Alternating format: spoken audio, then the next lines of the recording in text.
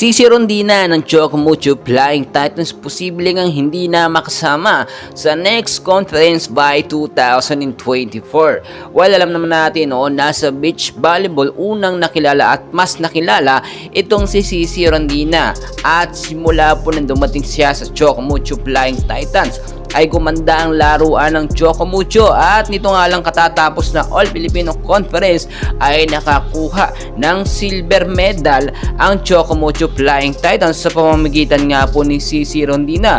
With the help of Cici Rondina ay ito na nga po yung pinakamataas na achievement na nakuha ng Chocomucho ngayong PBL, and so far so good. Nakita nyo naman yung mga highlights, halos si Cici Rondina po ang gumagawa ng mga puntos. Tagabuhat nga daw po ng Chocomucho at nagkakaroon ng magandang chemistry kapag nasa loob itong si Cici Rondina.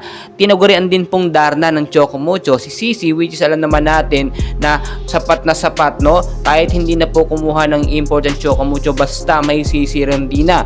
Pero nakakalungkot na balita naman ang dumating sa Chocomucho after nga po matapos itong PBL All Filipino Conference at makakuha po ng silver medal ang Chocomucho, ay tila lumabas ang balitang hindi na nga daw po magre-renew ng kanyang kontrata itong si Cici Rondina sa Chocomucho Flying Titans. And well guys, alam naman natin napakaganda ng pinakita ni Cici at deserve niya mabigyan ng mas malaking offer kung sakasak. Pero alam naman natin mga idol na mas mahal ni Cici Rondina ang paglalaro nga po sa beach volleyball, which is doon po siya mas hasang-hasa.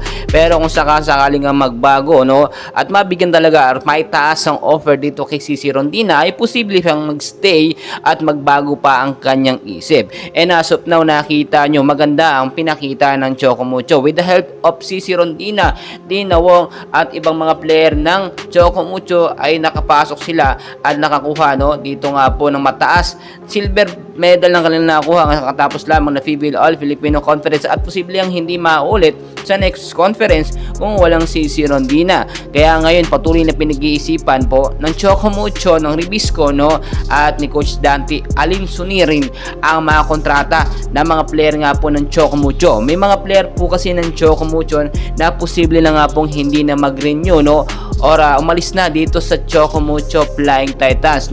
Alam naman natin maraming veterano at mga star player ang Chocomucho, pero yung ibang mga player dyan ay paritiro na at gusto namang lumipat or magpahinga muna sa paglalaro ng volleyball. Pero magkagayon man, tatatak pa rin sa atin na magandang performance ng Chocomucho. May mawala man sa Chocomucho, for sure may mga papalit dyan at mga sasama na bago na magagaling din sa mga sikat na university, which is bagong makikilala. Well guys, maraming pa tayong kaganapan, and please huwag nyo pong kalimutan mag-like and subscribe para updated kayo sa ating mga daily PBL updates. Maraming salamat.